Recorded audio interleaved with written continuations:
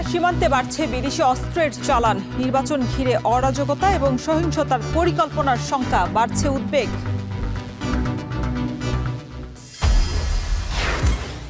সিলেটে ভূমিকম্পের ঝুঁকি থাকলেও গড়ে উঠছে বহুতল ভবন। অজানা কারণেই থমকে আছে দুর্যোগ মোকাবেলার কার্যক্রম। পাবনার নগর বাড়ি নৌবন্দর উদ্বোধন। কম খরচে উত্তরাঞ্চলে পৌঁছে যাবে সার, কয়লা, পাথর এবং সিমেন্ট। পণ্য খালাসে গতি বাড়বে 10 গুণ, বাড়বে রাজস্ব এবং কর্মসংস্থানও। চট্টগ্রাম বন্দরের নিউ মোরিং টার্মিনাল বিদেশি অপারেটরকে দেওয়ার চেষ্টার প্রতিবাদ। শ্রমিক কল্যাণ ফেডারেশনের মানববন্ধন এবং প্রতিবাদ সমাবেশ। এবং নেত্রকোনার মোহনগঞ্জে জমজমাট হাওড় অঞ্চলের ডিমের বাজার। প্রতি হাটেই বিক্রি হয় কয়েক লাখ ডিম। সিন্ডিকেট করে দাম কমানোর অভিযোগ খামারিদের।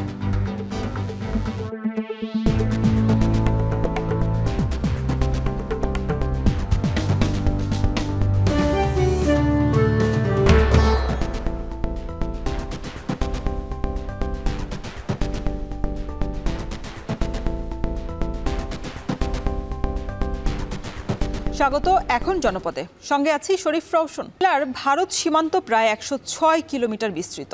এই সীমান্ত এলাকা দেশের জন্য শুধু ভূ রাজনৈতিক গুরুত্ব বহন করে না, পাশাপাশি নিরাপত্তার জন্য এক বড় চ্যালেঞ্জ। কুমিল্লা সীমান্তের এই পথে প্রতিনিয়তই বাড়ছে বিদেশি অস্ত্রের চালান। নির্বাচন ঘিরে দেশে অরাজকতা তৈরি এবং সহিংসতার বাড়াতেই আনা হচ্ছে এসব অস্ত্র, এমনটাই মনে করছেন বিজেপি। মাসুদ আলমের প্রতিবেদন, ছবি তুলেছেন ফোরকান হোসেন। বাংলাদেশ ভারত সীমান্ত ঘেঁষা কুমিল্লার যশপুর এলাকা। দিনের আলো ফোটার আগেই অভিযান চালায় বর্ডার গার্ড বাংলাদেশ বিজিবি। মাদকের খোঁজে গিয়ে হাতে আসে অস্ত্রের চোরাচালানের নতুন চিত্র। মাদকের আড়ালে আসা প্যাকেট থেকে জব্দ করা হয় 2টি বিদেশি পিস্তল, 2টি ম্যাগজিন ও 2 রাউন্ড গুলিসহ বেশ কিছু আগ্নেয়াস্ত্র। এ নিয়ে উদ্বেগ বাড়ছে স্থানীয় পর্যায়ে। আমাদের এই ভূমির যোগাযোগটা সহজ বলে এবং আমাদের বিজেপি এবং অপোজিটে বিএসএফের এই বিষয়গুলো তদারকি অনেক কম বলে এবং আগ থেকে আমরা বিভিন্ন পণ্য অবৈধভাবে এই সীমান্ত দিয়ে আনা নেওয়া করছি। চোরাচালানের একটা স্বর্গরাজ্য তৈরি হচ্ছে। সামনে যেহেতু আমাদের জাতীয় নির্বাচন, এই সময়টাতে এরা সংঘবদ্ধ হচ্ছে। আমার মনে হয় যে এই সীমান্ত আরও সতর্ক হওয়া দরকার। বিজিবি বলছে কুমিল্লার সীমান্তকে ট্রানজিট পয়েন্ট হিসেবে ব্যবহার করছে অস্ত্র চোরাচালানকারীরা। আসন্ন জাতীয় সংসদ নির্বাচন ও অভ্যন্তরীণ রাজনৈতিক পরিস্থিতিকে ঘিরে দেশে অস্থিতিশীলতা তৈরির পরিকল্পনায় এ অস্ত্র ঢোকানো হচ্ছে বলে আশঙ্কা তাদের। আগে থেকেই গোয়েন্দা ইনফরমেশন তথ্য ছিল, এটা জেনারেল ইনফরমেশন, যে এই নির্বাচন কেন্দ্রিক দেশে একটা অরাজকতা তৈরির জন্য পার্শ্ববর্তী দেশ থেকে অস্ত্র আসার একটা সম্ভাবনা রয়েছে এবং বিভিন্ন জায়গায় কিন্তু অস্ত্র উদ্ধারও হয়েছে। আমরা কিন্তু অস্ত্রের যাতে কোনো ধরনের চোরাচালান হতে না পারে সেই ব্যাপারে আমরা পূর্বের তুলনায় অনেক বেশি তৎপর রয়েছি। চলতি বছরের গেল 10 মাসে সীমান্ত এলাকায় চোরাচালানকৃত প্রায় 60 কোটি টাকা মূল্যের মালামাল জব্দ করা হয়েছে, যেখানে আছে অস্ত্র ছাড়াও মাদক, আতশবাজি ও পোশাকসহ বিভিন্ন ভারতীয় পণ্য। আমরা কিন্তু কন্টিনিউয়াস এই যে কোথা থেকে অস্ত্র আসে কিংবা কাদের কাছে এগুলো সরবরাহ যাচ্ছে এবং যারা অস্ত্র পূর্বে থেকে অস্ত্র ব্যবসায়ী, সন্দেহজনক অস্ত্র ব্যবসায়ের সাথে জড়িত রয়েছে, তাদের উপর নজরদারি আমরা কন্টিনিউ রেখেছি। তথ্য বলছে সীমান্ত পথে অস্ত্রের অবৈধ চোরাচালান ছাড়াও গেল 2 মাসে কুমিল্লায় বিভিন্ন ধরনের 12টি আগ্নেয়াস্ত্র জব্দ করেছে আইন শৃঙ্খলা বাহিনী। মাসুদ আলম, এখন কুমিল্লা। প্রায় 80 বর্গ কিলোমিটার আয়তনের শহর সিলেট। 2022 সালের পর ছোট্ট এই শহরে এখন পর্যন্ত ছোট বড় মিলিয়ে ভূমিকম্প হয়েছে অন্তত 27 বার, যার মধ্যে 5 মাত্রার ভূমিকম্পই হয়েছে 3 বার, আর বাকিগুলো 4 মাত্রার বেশি। এলাকাটিতে ভূমিকম্পের ঝুঁকি থাকলেও দুর্যোগ মোকাবেলার কার্যক্রম থমকে আছে অজানা কারণেই। জরিপ চালিয়ে বিশেষজ্ঞরা বেশ কিছু সুপারিশ করলেও তা আমলে নেয়নি কেউ, ফলে আতঙ্কেই দিন কাটাচ্ছেন নগরবাসী। গুলজার আহমেদের প্রতিবেদন, ছবি তুলেছেন অনিল পাল। সিলেট নগরের প্রাণকেন্দ্র জিন্দাবাজারের পুরনো মার্কেট রাজা মেনশন। 2019 সালে একাধিক ভূমিকম্পের পর সিটি কর্পোরেশনের জরিপে ভবনটি ঝুঁকিপূর্ণ হিসেবে চিহ্নিত হয়। এরকমভাবে সিলেটের Surma market, city supermarket, Madhuban supermarket সহ 7টি বিপণী বিতানকে ভেঙে সংস্কার করার নির্দেশ দিলেও এখন কেবল রং পাল্টে ভবনের কার্যক্রম চালাচ্ছেন সংশ্লিষ্টরা। 6 বছর আগে ঝুঁকিপূর্ণ ঘোষণা করা হলেও এসব ভবনের ব্যাপারে এখনও নির্বিকার সিটি কর্পোরেশন। ফলে ভূমিকম্প প্রবণ সিলেটে ঝুঁকি আরও বাড়াচ্ছে এসব ভবন। গত 2-3 মাসের ভিতরে আমরা বেশ কয়েকটি ভূমিকম্প আমরা সিলেট অঞ্চলে দেখছি। এটা আমাদের জন্য অবশ্যই একটা ঝুঁকির একটা বার্তা দিয়ে যাচ্ছে। ঝুঁকিপূর্ণ অভাব নাই, প্রচুর ঝুঁকিপূর্ণ বিল্ডিং আছে, কিন্তু একটা কোনো পদক্ষেপ নেই। যখনই আসলে ভূমিকম্প হয় তখনই আসলে কর্মকর্তা যারা আছে তারা নানান উদ্যোগ নেয়, আলোচনাটি চলে যায়, তখন আসলে কিন্তু আমরা দেখি বিদ্যমান কোনো কাজ কিন্তু আমরা এখন পর্যন্ত দেখতে পাই না। সিটি কর্পোরেশন বলছে নানা সীমাবদ্ধতায় এতদিন অভিযান চলমান রাখা সম্ভব হয়নি। তবে নতুন করে এসবের বিরুদ্ধে আবার ব্যবস্থা নেওয়ার আশ্বাস সিটি প্রকৌশলীর। সাফিসিয়েন্ট না, যে পদক্ষেপ নিয়েছে সাফিসিয়েন্ট না, সেটার জন্য আপনি যেটা বলছেন যথার্থই বলেছেন যে এটার জন্য আমাদের সিটি কর্পোরেশনের পক্ষ থেকে আমাদের একটা দ্রুত ব্যবস্থা নেওয়া দরকার। যে 22টা বিল্ডিং আছে আমরা এটা আবার পুনরায় এই ব্যাপারে আমরা উদ্যোগ গ্রহণ করব। প্রাকৃতিক দুর্যোগ ঝুঁকিতে থাকা সিলেটে যেখানে সর্বোচ্চ সতর্ক থাকার কথা, ঠিক আছে তার উল্টো চিত্র। বিশেষজ্ঞরা বলছেন ভূপ্রকৃতিগতভাবে দেশে ঝুঁকিপ্রবণ এলাকার তালিকায় সিলেটের অবস্থান উপরের দিকে। ভূগর্ভস্থ ইন্ডিয়ান টেকনিক প্লেটের একটি ফাটল ডাউকি ফল্টের অবস্থান এই জনপদের খুব কাছাকাছি থাকায় সংখ্যাটা বেশি। তাই ভূমিকম্পের জন্য আলাদা সতর্কীকরণ কেন্দ্র গড়ে তোলার পরামর্শ তাদের। সিলেট এবং সিলেটের আশেপাশে বেশ কিছু ফল্ট সিস্টেম আছে। সিলেট ফল্ট আছে, শাহজিবাজার ফল্ট আছে, বাংলাদেশের আরও ভিতরে মধুপুর ফল্ট আছে। তো এই অনেকগুলো ফল্ট লাইন যেগুলো, সেগুলো কিন্তু ভূমিকম্প ঘটাতে পারে। অতি সত্বর এখানে একটা আর্থকুইক সেন্টার বসানো উচিত, যেখানে সারাক্ষণ মনিটর হবে এবং ওটা নিয়ে অ্যানালাইসিস হবে, তারপরে ওটার কনক্লুশনে আসবে। নানা সতর্কতার পরও উদাসীনতায় যেমন ঝুঁকি বাড়ছে, তেমনি কোনো নিয়মনীতির তোয়াক্কা না করেই গায়ের সাথে গা লাগিয়ে একের পর এক গড়ে উঠেছে বহুতল ভবন। ফায়ার সার্ভিস ও সিভিল ডিফেন্স বলছে লোকবল সংকট আর গড়ে ওঠা অপরিকল্পিত নগরায়নই সংকট মোকাবেলায় প্রধান বাধা। রাস্তা সরু, এটা প্রতিবন্ধকতার সৃষ্টি হবে। এরপরে হলো যে পরিকল্পিতভাবে না হওয়ার কারণে প্রতিবন্ধকতার সৃষ্টি হবে। এরপরে যে পুরনো যে ভবনগুলো আছে সেগুলোর কারণে রাস্তা ভেঙে অল্পতেই ভেঙে পড়ে যেতে পারে। বিশেষজ্ঞরা বলছেন সিলেটের বড় দুর্যোগ মোকাবেলায় শুধু সচেতনতা বাড়ালেই চলবে না, বরং যুগোপযোগী প্রশিক্ষণ ও কমিউনিকেশন শক্তিশালীকরণের দিকে নজর দিতে হবে সরকারকে।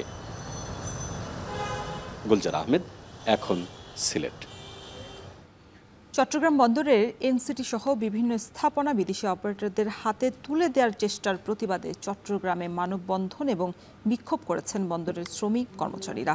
সকালে চট্টগ্রাম প্রেস ক্লাবে শ্রমিক কল্যাণ ফেডারেশন আয়োজিত এই কর্মসূচিতে অংশ নেন কয়েকশো শ্রমিক। বক্তারা বলেন, দেশের আমদানি রপ্তানি বাণিজ্যের 92% নিয়ন্ত্রণ করে চট্টগ্রাম বন্দর। এমন স্থাপনা বিদেশিদের হাতে তুলে দেওয়ার প্রতিবাদে মাঠে নেমেছে ব্যবসায়ী সংগঠন, উদ্যোক্তা, পরিবহন শ্রমিক সহ বিভিন্ন সংগঠনগুলো। গত কয়েক মাস ধরে চলমান মিছিল, সভা, সমাবেশ সহ নানা কর্মসূচির পরও একটি পক্ষ সবকিছু উপেক্ষা করে নিউমরিং কন্টেইনার টার্মিনালটি দুবাই ভিত্তিক ডিপি ওয়ার্ল্ডকে এবং লালদিয়ার চর ডেনিস কোম্পানির হাতে তুলে দেওয়ার চেষ্টা করছে। এই সিদ্ধান্ত থেকে সরকারকে সরে আসার আহ্বান জানান শ্রমিকরা, আর দাবি না মানলে সামনে কঠোর কর্মসূচি দেওয়ার ঘোষণা দেন শ্রমিক নেতারা।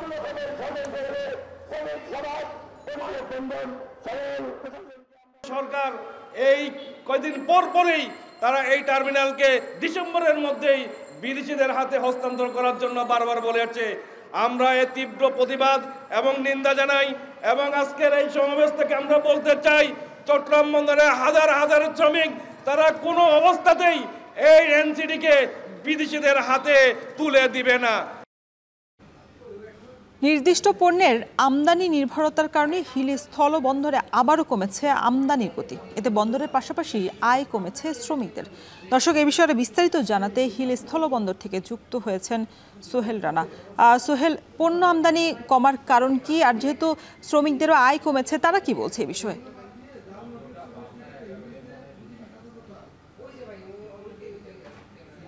রওশন, দেশের দ্বিতীয় স্থলবন্দর হিলি, এই স্থলবন্দরে বেশ কিছু সমস্যা রয়েছে। এর মধ্যে সবচাইতে বড় সমস্যা যেটি হচ্ছে যে নির্দিষ্ট কিছু পণ্যের আমদানি নির্ভরশীলতার কারণে বারবার কিন্তু এই বন্দরের যে আমদানির গতি সেটি কিন্তু মুখ থুবড়ে পড়ে আমরা দেখেছি। কারণ বিশেষ করে এই বন্দরটি পেঁয়াজ, চাল এবং পাথর এবং ভুসি সহ বেশ কয়েকটি পণ্যের উপর নির্ভরশীল। এই পণ্যগুলো বিশেষ করে কিছু সময় বাংলাদেশের পক্ষ থেকে নিষেধাজ্ঞা থাকে, আবার কিছু সময় ভারতের পক্ষ থেকে নিষেধাজ্ঞা থাকে, যার কারণে বছরের বেশিরভাগ সময় মাঝে মাঝে এই পণ্যগুলো আমদানি হয় আবার বন্ধ হয়ে যায়। এর ফলে কিন্তু বন্দরের যে আমদানি বাণিজ্যের প্রভাব সেটি বড় ধরনের প্রভাব আমরা পড়তে দেখেছি। আমরা গত কয়েক মাস আগের যদি চিত্র বলি, যে চাল আমদানির অনুমতি হওয়ার পর কিন্তু এই বন্দরে আমদানির গতি ফিরেছিল এবং সেখানে আমরা দেখেছিলাম প্রায় 150 ট্রাকের মতন পণ্য কিন্তু এই বন্দর দিয়ে আমদানি হতো। এবং আগে আরো বেশ কিছু বছর আগের যদি চিত্র আমি আপনাদেরকে বলি, যে সেই সময়গুলোতে বন্দরে পাথর, চাল, পেঁয়াজ এবং অন্যান্য পণ্যগুলো সচরাচর আমদানি হওয়ার কারণে তখন আমদানিকৃত পণ্যবাহী ট্রাক এখানে বন্দরে প্রবেশ করতে প্রায় 300 থেকে 350 ট্রাক পণ্য আমদানি বাহী পণ্য ট্রাক প্রবেশ করতো। তবে সেই গতি কিন্তু অনেক কমে এসেছিল এবং চাল আমদানির ফলে সেটি 150 ট্রাকে এসেছিল। আবারও চাল আমদানির কিন্তু গতি কমে যাবার কারণে আমদানি বাণিজ্যের যে প্রভাব সেখানে আমরা দেখেছি যে এখন মাত্র 25 থেকে 50 ট্রাক পণ্য মাত্র এই বন্দর দিয়ে আমদানি হচ্ছে। এই যে আমদানি কম হবার কারণে বন্দরে যারা শ্রমিক রয়েছেন তাদের আয়ে বড় ধরনের একটা ভাটা পড়েছে। তারা যেটি বলছেন যে আমরা কিছুদিন আগে তারা যেখানে 700 থেকে 1000 টাকা মজুরি পেয়েছিলেন, এখন সেটি অনেক অংশেই কমে এসেছে। এখন 250 টাকা মজুরি তোলা তাদের জন্য দুষ্কর হয়ে পড়েছে। এবং বন্দর কর্তৃপক্ষের সাথে কথা বলেছি, তারা বলছেন আমদানি যে পরিমাণ হবে তার উপর কিন্তু রাজস্ব আদায় হয়, পাশাপাশি বন্দরের যে দৈনন্দিন আয় সেটি হয়, সেটিও কিন্তু অনেকটাই কমে গেছে। আমি যদি আপনাকে একটু কাস্টমসের কিছু তথ্য জানাই, যে জুলাই থেকে অক্টোবর পর্যন্ত এই বন্দর দিয়ে 2,66,000 টন পণ্য ভারত থেকে আমদানি হয়েছে, যেখান থেকে সরকার রাজস্ব পেয়েছে 182 কোটি 33 লক্ষ টাকা। এবং তার বিপরীতে কিন্তু ভারতে রপ্তানি হয়েছে মাত্র 8,000 টন পণ্য। এই 8,000 টন পণ্য রপ্তানির ফলে বাংলাদেশ সরকার কিন্তু সেখান থেকে প্রায় 72,36,000 ডলার আয় করেছে। তবে আমদানির তুলনায় আমরা রপ্তানির চিত্র যদি বলি সেটিও কিন্তু কম, পাশাপাশি নির্দিষ্ট পণ্য নির্ভরশীলতার কারণে যে আমদানির গতিবিধি সেটিও অনেকটাই কম। তবে ব্যবসায়ীদের সাথে আমি কথা বলেছি, তারা যেটি বলছেন যে আসলে এই সমস্যার সংকট কাটিয়ে উঠতে গেলে যেটি করা দরকার, যে নির্দিষ্ট পণ্য নির্ভরশীলতা থেকে বেরিয়ে এসে সব ধরনের পণ্য আমদানির ক্ষেত্রে সুযোগ সুবিধা বাড়িয়ে দেওয়া। তো এই ছিল রওশন আমার কাছে হিলি স্থলবন্দর থেকে আমদানি রপ্তানি নিয়ে সর্বশেষ পরিস্থিতি। হিলি স্থলবন্দরে পণ্য আমদানির সবশেষ খবর জানাতে যুক্ত ছিলেন সহকর্মী সোহেল রানা। বিপ্লব এবং গণসংহতি দিবস উপলক্ষে কুমিল্লার হোমনায় বিএনপির সমাবেশ এবং গণমিছিল অনুষ্ঠিত হচ্ছে। এতে দলে দলে যোগ দিয়েছেন দলটির নেতাকর্মী এবং সমর্থকরা। সেখানকার সবশেষ পরিস্থিতি জানাতে যুক্ত হয়েছেন খালেদ সাইফুল্লাহ। খালেদ, সমাবেশ থেকে বক্তারা কি বলছেন বিস্তারিত জানাবেন। রওশন, জাতীয় বিপ্লব এবং সংহতি দিবস উপলক্ষে হোমনা উপজেলা বিএনপির আয়োজনে আজকের এই সমাবেশে আমরা সকাল থেকেই খণ্ড খণ্ড মিছিলে নেতাকর্মীদেরকে এখানে আসতে দেখেছি। হোমনা কুমিল্লা 2 আসন, এটি হোমনা এবং তিতাস নিয়ে এই কুমিল্লা 2 আসনটি। এখানে আজকের সমাবেশে প্রধান অতিথি হিসেবে উপস্থিত রয়েছেন বিএনপির কেন্দ্রীয় সাংগঠনিক সম্পাদক, নির্বাহী পরিষদের অধ্যক্ষ মোহাম্মদ সেলিম ভূঁইয়া। তো এছাড়াও স্থানীয়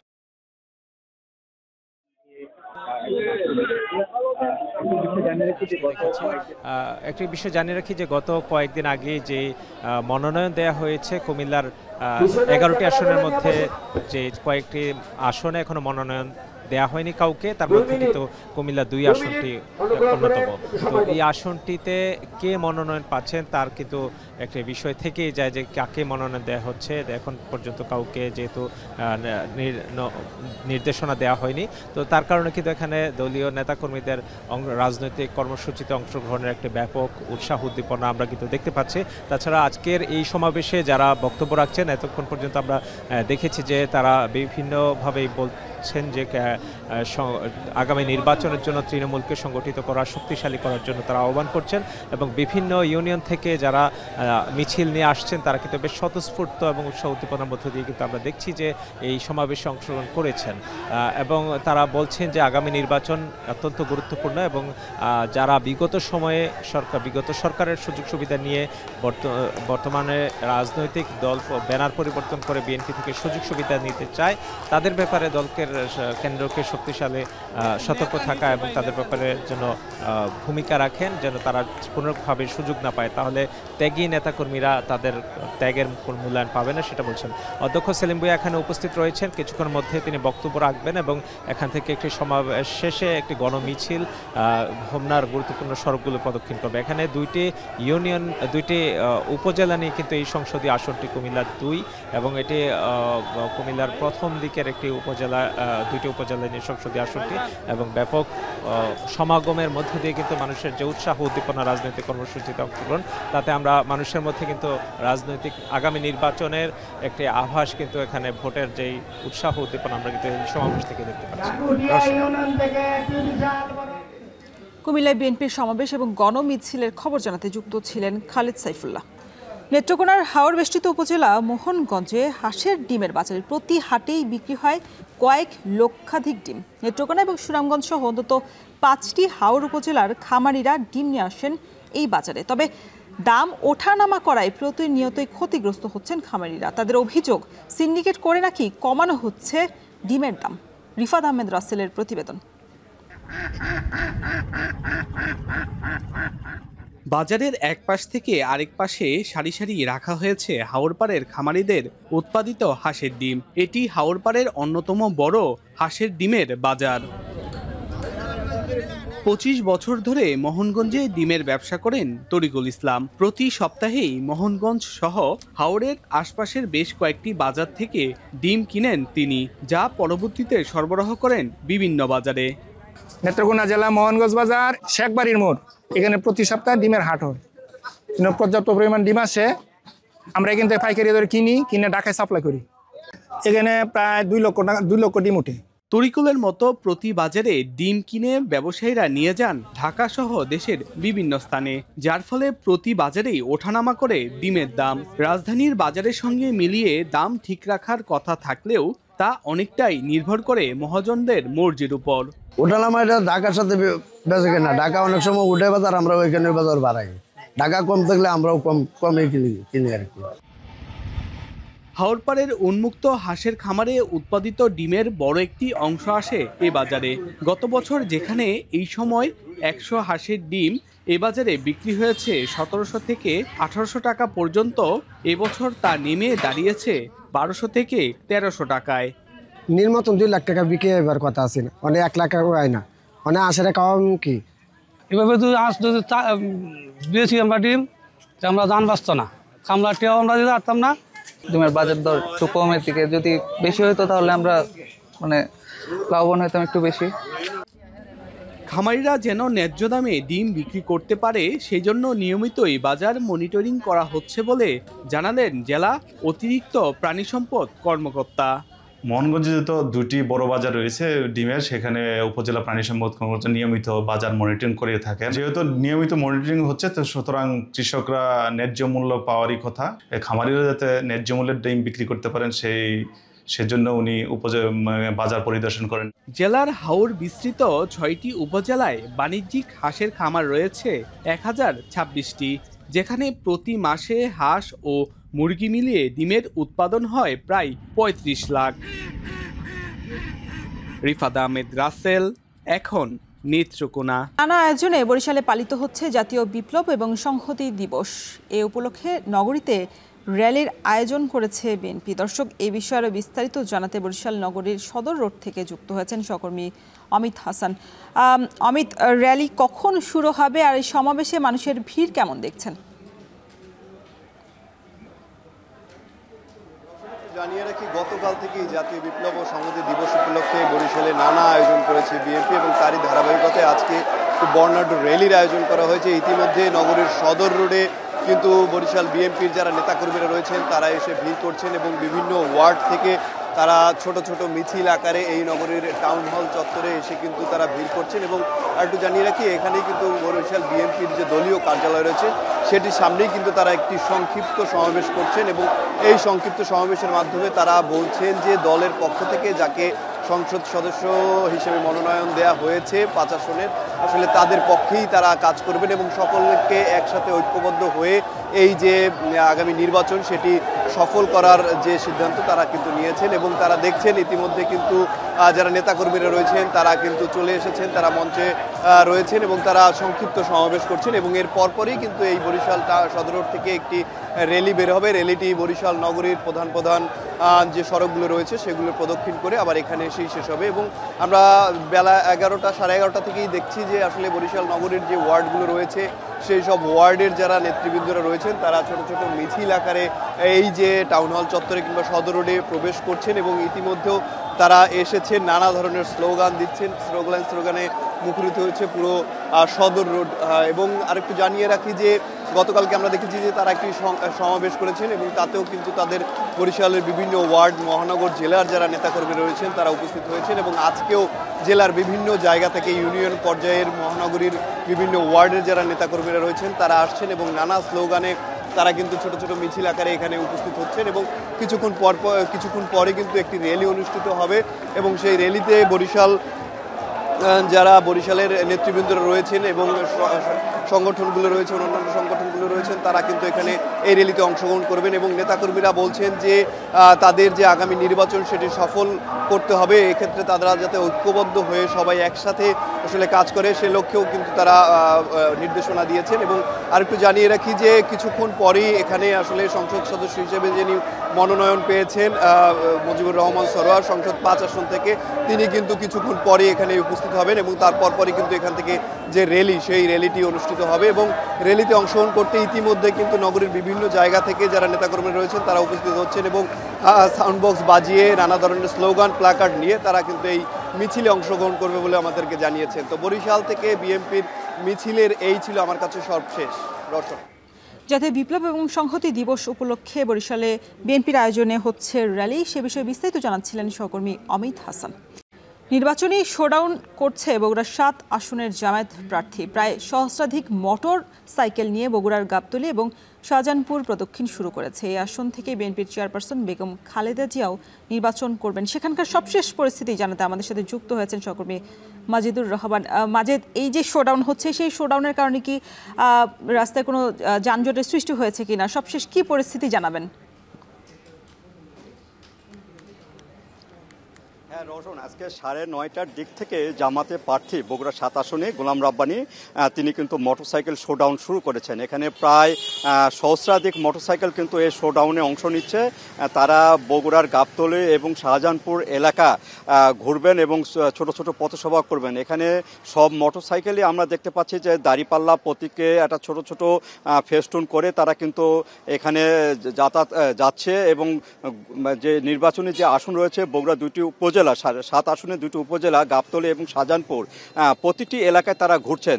তারা বলছেন যে খালেদা জিয়া যে আসনে প্রার্থী রয়েছেন সেই আসনে প্রার্থী কিন্তু গোলাম রাব্বানী নামে কেন্দ্রীয় শুরা সদস্য, তিনিও কিন্তু প্রার্থিতা এখানে গ্রহণ করেছেন এবং তিনি কিন্তু প্রথম থেকে এখানে নির্বাচনী প্রচারণা শুরু করেছেন। আর বগুড়ার মধ্যে আজকেই যে প্রথম মোটরসাইকেল শোডাউন সেটি আমরা দেখতে পাচ্ছি। এই শোডাউনের মাধ্যমে তারা জানান দিচ্ছেন যে এখানে জামাত ইসলাম বেশ শক্তিশালী এবং তারা জামাত এবং যারা লোকজন রয়েছে তাদের সমর্থক তাদেরকে মাঝে মাঝে স্লোগান দিয়ে জানান দিচ্ছেন যে জামাত ইসলাম দাঁড়িপাল্লা মার্কায় তাদের ভোট চায় এবং তারা ভোটের জন্য এবারে লড়বেন, সেটি কিন্তু জানান দিচ্ছেন। আর এদিকে বিএনপির তরফ থেকে কিন্তু তেমন কোনো এখানে এখনো শোডাউন কিংবা বড় মিছিল গাবতলী এলাকা, বিশেষ করে খালেদা জিয়া যে আসনে দাঁড়িয়েছেন সে দাঁড়াবেন সে আসনে কিন্তু এখনো বড় মিছিল কিংবা শোডাউন কিছু আমরা লক্ষ্য করিনি। কিন্তু নেতাকর্মীরা বেশ উজ্জীবিত, এখানকার বিএনপি নেতাকর্মীরা উজ্জীবিত, কারণ এর আগেও বেগম খালেদা জিয়া এই 7 আসন থেকে কিন্তু কয়েকবার দাঁড়িয়েছিলেন এবং তিনি কিন্তু বিপুল ভোটে জয়লাভ করেছিলেন। সেই আশা থেকে কিন্তু বিএনপিরা মনে করছেন এবারও তিনি বিপুল ভোটে এখানে জয়ী হবেন।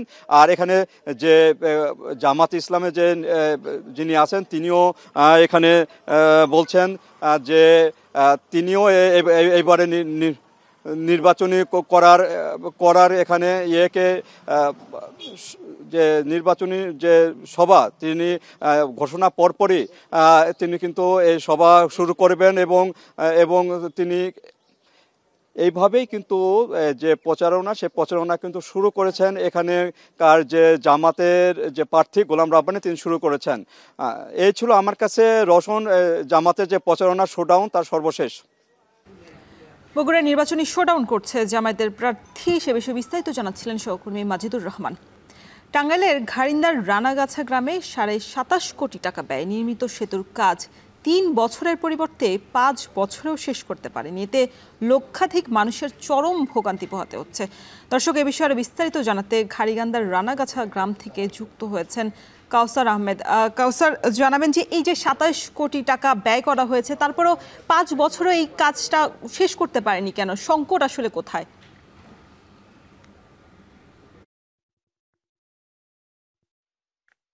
রওশন, এই যে সম্প্রতি আবার কয়েক মাস যাবত এই ব্রিজের কাজ শুরু হয়েছে, এখন আমার পেছনেই পিসি গার্ডারের কাজ চলমান রয়েছে। এ বিষয়ে এলজিডির কর্মকর্তা যিনি রয়েছেন তিনি আমাকে জানিয়েছেন যে আগের যে ঠিকাদার ছিলেন এই টাঙ্গাইলের প্রভাবশালী এক রাজনৈতিক নেতা, তার নাম মুরাদ সিদ্দিকী, তিনি এই কাজটি শুরু করার পরে আর তিনি কাজটি আর করেন, যে কারণে কাজটি শেষ করতে পারেনি। তবে এলজিডির কর্মকর্তা জানিয়েছেন যে এই তিনি কাজ শেষ না করলেও তিনি কিন্তু এই ব্রিজের বরাদ্দের বেশিরভাগ টাকা কিন্তু তিনি নিয়েছেন। পরবর্তীতে এই ব্রিজটির রিটেন্ডার করা হয়েছে, এখন কাজ চলমান রয়েছে। তবে এই স্থানীয় বাসিন্দা যারা রয়েছেন তারা বলছেন যে এখান দিয়ে যারা চলাচল করে থাকেন তারাও বলছেন যে এই ব্রিজটির কাজ আসলে 3 বছরের আগেই শেষ করা সম্ভব ছিল যদি ঠিকাদার এবং কর্তৃপক্ষ সঠিক তদারকি করত, কিন্তু সেই তদারকি না করার কারণে এই ব্রিজটি দিয়ে বা এই বংশাই নদীর উপর দিয়ে নৌকা যোগে বিশেষ করে টাঙ্গাইল সদর, কালিহাতী এবং বাসাইল উপজেলার মানুষ চলাচল করে থাকে। তারা টাঙ্গাইল সদরের সাথে যোগাযোগ করে থাকে, কিন্তু সেই ব্রিজের কাজ 3 বছরের জায়গায় 5 বছরেও শেষ হয়নি। এতে তাদের ভোগান্তিটা কয়েক গুণ বেড়েছে। এই আমার পেছনের এলাকাটাই হচ্ছে বাসাইলের সীমানা। তারা বলছেন যে তারা বিশেষ করে জরুরি প্রয়োজনে হাসপাতাল বা জরুরি কোনো রোগীকে টাঙ্গাইল মেডিকেল বা জেনারেল হাসপাতালে নিয়ে যেতে হলে তাদের 3 থেকে 4 কিলোমিটার ঘুরে যেতে হয়। আর এছাড়াও এখানে নৌকার জন্য অপেক্ষা করতে হয় কখনো কখনো 30 থেকে 40 মিনিট পর্যন্ত। তারা বলছেন যে এই ব্রিজটি হয়ে গেলে যেখানে তারা 15 থেকে 20 মিনিটের মধ্যে টাঙ্গাইল সদরে যোগাযোগ করতে পারবেন, সেই ব্রিজের কাজ শেষ না হয় তাদের সময় লাগছে 1 থেকে 1.5 ঘন্টা। আর এছাড়াও তারা বলছেন যে তারা ওই বাসাইলের যে বিভিন্ন সড়ক ঘুরে যাচ্ছেন সেই সড়কগুলো খানাখন্দক হওয়ার কারণে তাদের ভোগান্তিটা কয়েক গুণ বেশি। আর এলজিডি কর্মকর্তা জানিয়েছেন যে এই ব্রিজের এখন পর্যন্ত সর্বোচ্চ 30% কাজ শেষ হয়েছে। বাকি কাজ শেষ করতে তারা এই যে ঠিকাদারি কর্তৃপক্ষ রয়েছে তাদের সাথে যোগাযোগ করছেন। তারা বলছেন যে যেহেতু দ্রুত গতিতে কাজ চলমান রয়েছে সেই ক্ষেত্রে সর্বোচ্চ 1 বছরের মধ্যে বাকি কাজ শেষ হবে। আর এদিকে এই ঠিকাদারি কর্তৃপক্ষের যে দায়িত্বপ্রাপ্ত রয়েছেন হিমেল, তিনি জানিয়েছেন যে তারা সকাল থেকে সন্ধ্যা পর্যন্ত অবিরত কাজ করে যাচ্ছেন। তারা বলছেন যে এখানে এই পিসি গার্ডারের পাশাপাশি ওই পাশেও পিসি গার্ডারের কাজ চলমান রয়েছে এবং আমার 2 পাশে বাম এবং ডান পাশে রেলিংয়ের কাজ চলমান রয়েছে। সেই কাজগুলো করতে পারলেই এই মানুষের যে ভোগান্তি সেটি লাঘব হবে। আর এছাড়াও এই স্থানীয় ইউপি সদস্য নারী এবং পুরুষ তারাও বলছেন যে তারা এই ব্রিজটির কাজ শেষ করার জন্য এই উপজেলা উন্নয়ন কমিটির সবাই একাধিকবার কথা বলেছেন। সেই কথা বললেও কিন্তু 5 বছরেও শেষ হয়নি। এতে করে যারা জনপ্রতিনিধি রয়েছেন তারাও কিন্তু বলছেন যে তারাও এই বিষয় নিয়ে তাদেরও দুর্ভোগ পোহাতে হচ্ছে, যে কারণে তারাও বলছেন যে এই ব্রিজটির কাজ যাতে দ্রুত গতিতে শেষ করা হয় তাহলে একদিকে যেমন মানুষের দুর্ভোগ লাঘব হবে, অন্যদিকে এই অঞ্চলের যে ব্যবসা বাণিজ্য সেটিও অনেকটাই ভালো হবে। তারা বলছেন যে এই অঞ্চলে এই পেছনের বাসাইল এলাকায় অনেক সবজি হয়, সেই সবজিগুলো টাঙ্গাইল সদরেও নিয়ে আসতে পারবে। আর এদিকে সুশীল সমাজের যারা রয়েছেন তারা বলছেন যে এই ঠিকাদার এবং কর্তৃপক্ষের যদি গাফলতি থাকে এই বিষয়ে তদন্ত করে যারা দোষী তাদের দৃষ্টান্তমূলক শাস্তির দাবি জানিয়েছেন সুশীল সমাজ। তো রওশন, এই ছিল আমার কাছে ব্রিজের সর্বশেষ তথ্য। টাঙ্গাইল থেকে যুক্ত ছিলেন সহকর্মী কাউসার আহমেদ।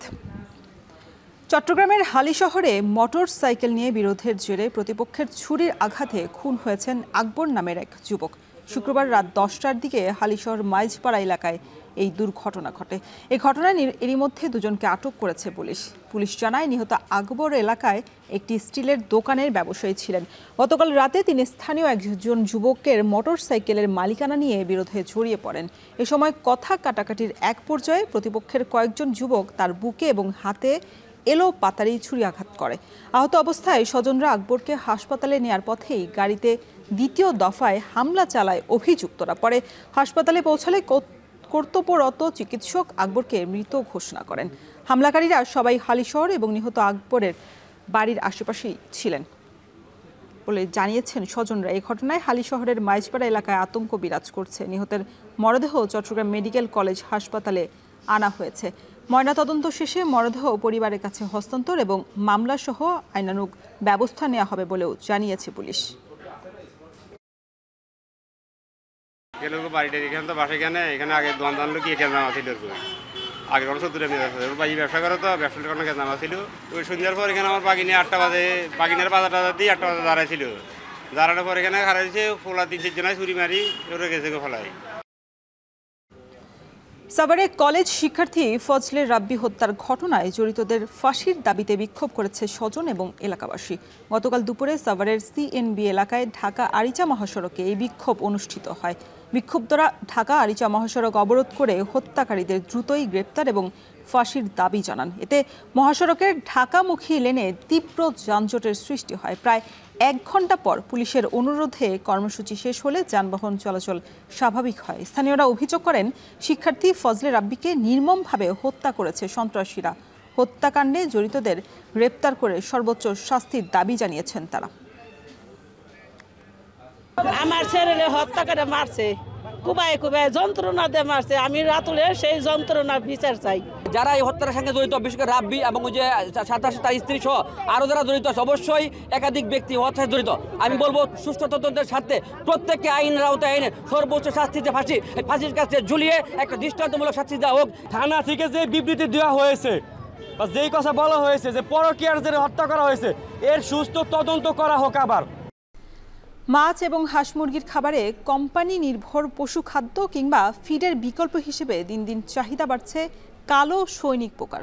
এই পোকা চাষ করে নিজেদের পুকুর এবং মুরগির খামারের চাহিদা মেটানোর পাশাপাশি বিক্রি করে বেশ লাভবান হচ্ছেন খামারিরা।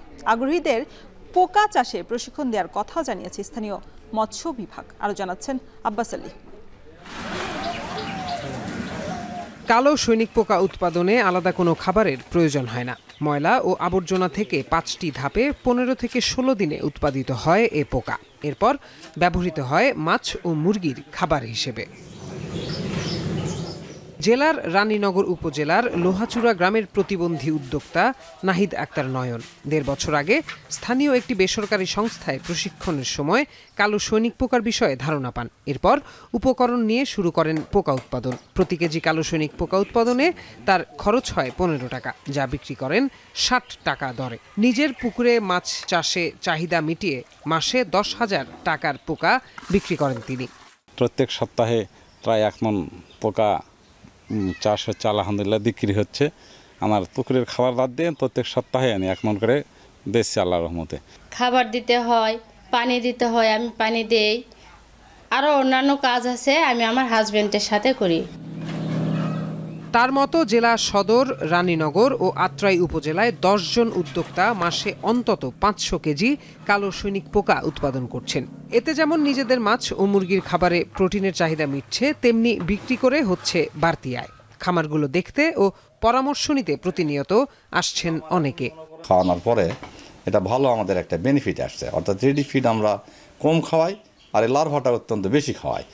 ফলশ্রুতিতে আমাদের কস্টটা অনেক কমে গেছে। খাদ্যের প্রয়োজন পড়ছে না এই কালো সৈনিক পোকা ব্যবহার করার কারণে। এটা খাদ্যের যে টাকা সেটা বাঁচে যাচ্ছে।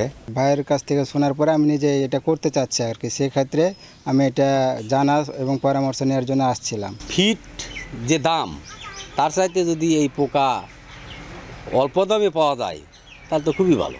ময়লা ও আবর্জনা থেকে কালো সৈনিক পোকা উৎপাদন হওয়ায় পরিবেশ থাকে দূষণমুক্ত।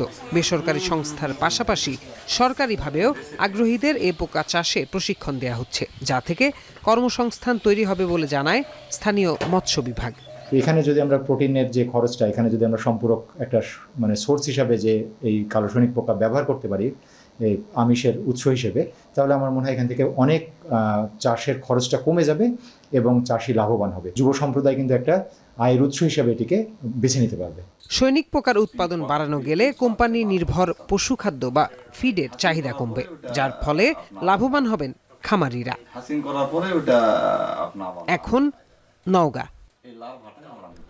এখন জনপদে শেষ করার আগে শিরোনামগুলো জানিয়ে দিচ্ছি আরও একবার। কুমিল্লা সীমান্তে বাড়ছে বিদেশি অস্ত্রের চালান, নির্বাচন ঘিরে অরাজকতা এবং সহিংসতার পরিকল্পনার শঙ্কা, বাড়ছে উদ্বেগ।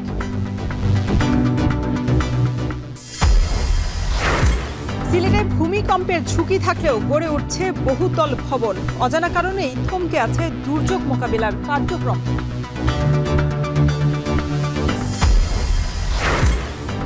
খানিক পরেই উদ্বোধন পাবনার নগরবাড়ি নৌবন্দর, কম খরচে উত্তরাঞ্চলে পৌঁছে যাবে সার, কয়লা, পাথর এবং সিমেন্ট। পণ্য খালাসে গতি বাড়বে 10 গুণ, বাড়বে রাজস্ব এবং কর্মসংস্থান।